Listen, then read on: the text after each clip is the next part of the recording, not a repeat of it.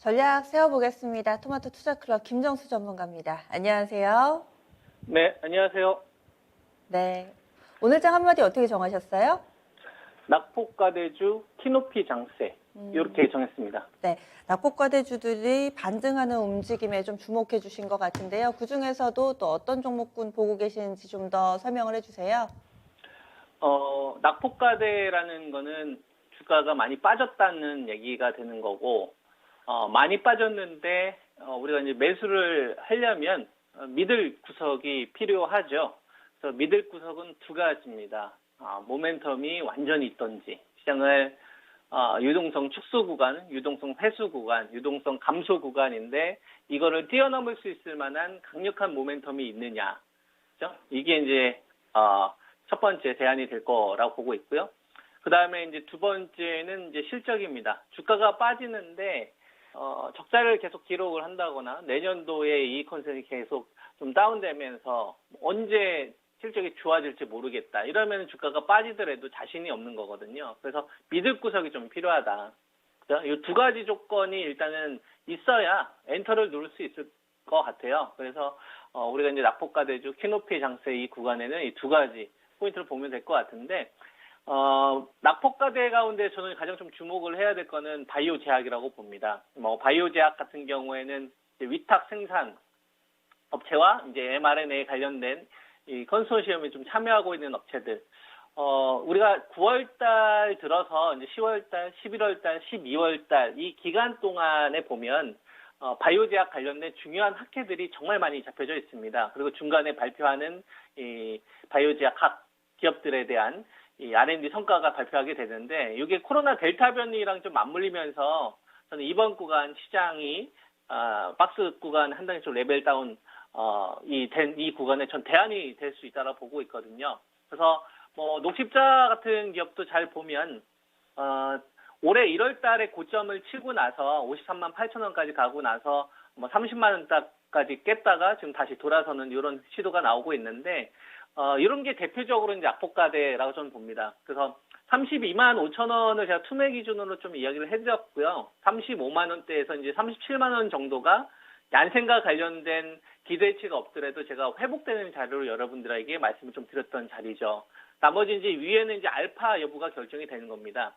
얀센에 대한 이 물량을 얼마만큼 받을 것이냐, 시장의 기대치를 뛰어넘을 것이냐에 대한 이런 부분이 남아있는 거고, 그래서 저는 녹십자 같은 이런 기업이 이번 구간에 저는 상당히 좀 대안이 될 수 있다. 그래서 녹십자 같은 경우는 35만 원대에서 이제 37만 원대 이 자리가 굉장히 좀 투자 매력이 좀 있는 자리다. 이렇게 이제 좀 보고 있고요. 그 다음에 녹십자하고 저는 지주사를 같이 봐야 된다고 봅니다. 녹십자 홀딩스 같은 경우를 보게 되면 이제 주력 자회사가 녹십자가 있고 녹십자 홀딩스 이런 업체, 녹십자 랩셀 이렇게 있는데, 지금 녹십자 홀딩스 같은 경우에는 자회사들의 가치가 올라갈 수 있는 구조냐, 이게 되게 투자할 때 되게 중요하거든요. 그 기준 라인이 저는 3만 3천 원대에서 이번에 밀렸었던 한 3만 5천 원대 정도가 된 것 같아요. 그래서 이 구간 이하에서는 굉장히 좀 투자 매력이 높지 않나. 그래서 녹십자 홀딩스도 3만 3천 원 기준으로 말씀을 좀 드리도록 하겠고요. 그리고 바이오 제약 가운데서 대형주로 보게 되면 삼성 바이오로직스가 있습니다. 우리가 이번 가장 좀 대표적인 흐름을 보였던 위탁 생산 업체 가운데서 SK 바이오사이언스나 삼성 바이오사이언스가 사실상 이제 대장 역할을 하면서 지금까지 이끌어 왔었거든요. 7월 말에서 지금 한 두 달이 넘는 기간 동안. 그래서 최근 들어서 보호에서 관련된 이 물량들 일부 풀리고 있기 때문에 그거에 대해서 상단이 막히는 거고요. 이런 주식이 고점에서 버티는 게 저는 굉장히 의미가 있다라고 봐요.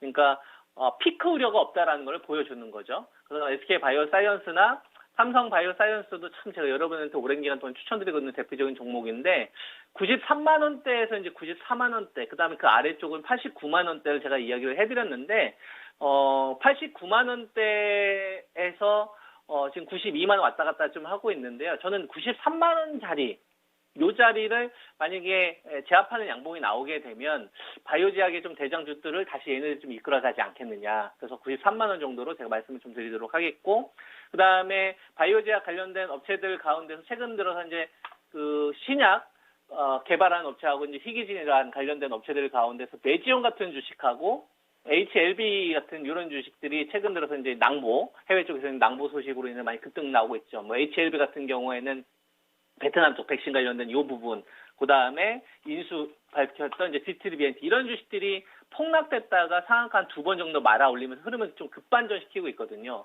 이 메이지온도 마찬가지예요. 근데 이게 이 두 종목으로 끝나면은 마무리가 될 텐데 저는 이게 확산되고 있다고 봅니다.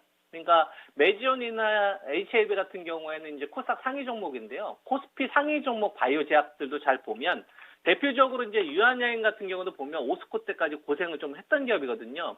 이 기업도 제가 여러분들에게 63,300원을 기준으로 이야기를 좀 해드렸는데 그 가격 그 맨 처음 때는 이제 61,000원이었지만 그때 이제 제가 2,000원 넘게 위에서 말씀을 좀 드렸죠. 넉넉하게. 그래서 이 주식도 지금 63,300원 자리가 지금 쉽게 깨지지 않는 걸로 봤을 때 바이오 제약 쪽에 대한 이 순환 자금들이 이쪽으로 가고 있지 않나. 이렇게 좀 판단이 되고 있고 그다음에 이제 대마죠. 셀트리온.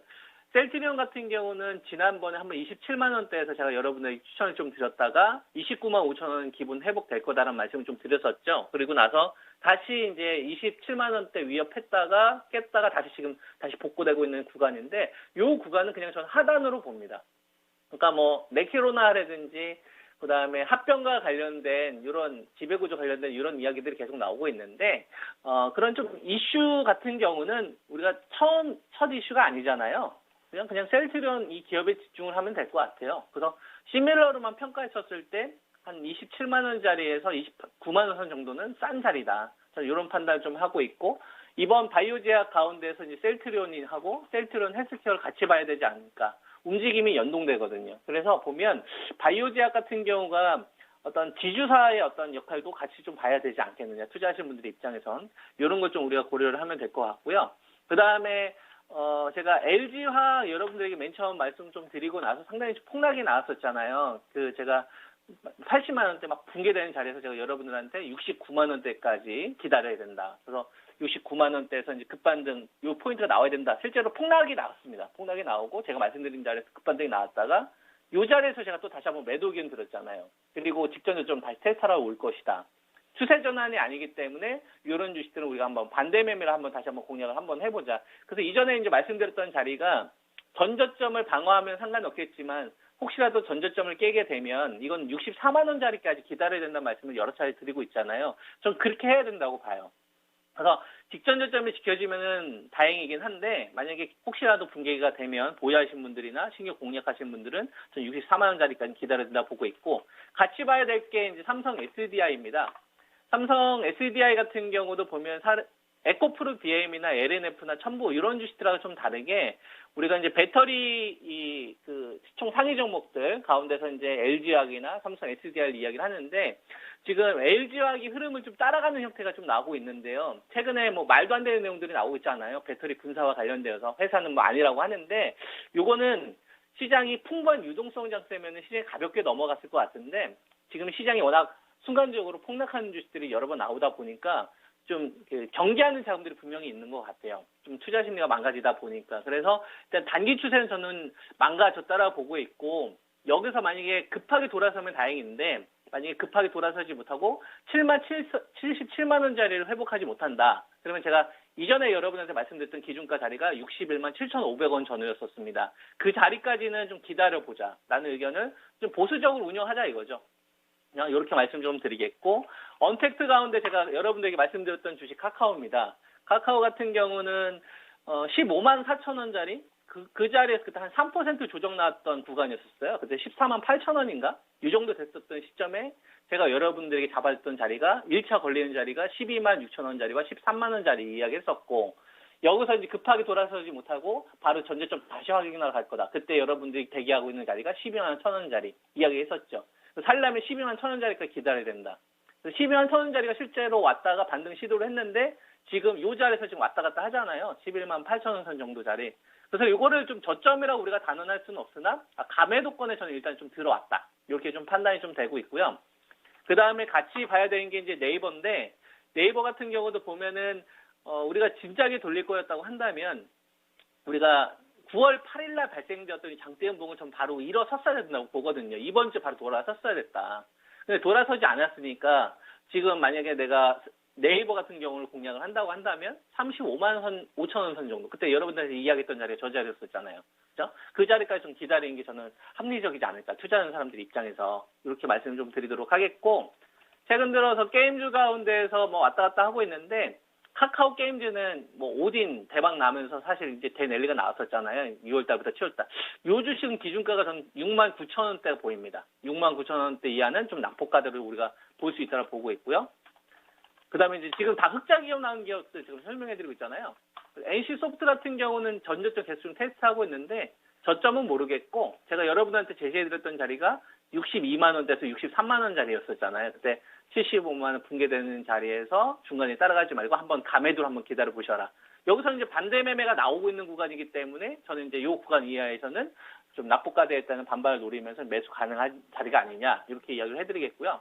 이 게임주들도 이렇게 나타나는데 반도체가 제일 튼튼하긴 하죠. 삼성전자나 뭐 하이닉스 같은 경우는 제가 기준가 말씀드렸던 자리, 삼성전자 기준은 7만 5천 원 이야기했던 것 같고, 그 다음에 SK 하이닉스 같은 경우는 제가 10만 6천 원은 요거는 이제 적자가 나지 않으면 이제 회복되는 자리. 그 사실 뭐 시장 별로 신경 쓰이지 않습니다. 제가 여러분한테 말씀드린 주식들 보면은 뭐 시장 별로 신경 쓰이지 않고요. 제가 딱 기다렸던 자리에서는 좀 공략하는 스타일이기 때문에 투자하시는 분들은 이런 거 좀 참고하시면 좋을 것 같고, 한 종목 좀 제가 더 말씀 좀 드리자고 한다면 최근 들어서 이제 반도체 소재 업체 가운데서 솔브레인이라는 업체가 있어요.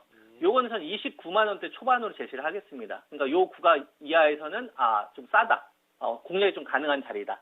그러니까 최근 들어서 보면 급격하게 랠리가 나오는 주식이 아니라고 한다면, 고점에서 랠리가 나오는 주식이 아니라고 한다면 이런 식으로 좀 미리 가격 조정이 좀 된 상태에서 좀 실적이 나오고 있는 기업 가운데서 좀 충분히 우리가 리스크가 좀 적다고 판단될 수 있는 이런 기준들이 있어야겠죠. 투자하시는 분들의 입장에서. 그죠? 그렇게 좀 전 공략을 해야 되지 않을까. 이렇게 말씀 좀 드리겠습니다. 네. 오늘 말씀 고맙습니다. 예, 감사합니다. 네.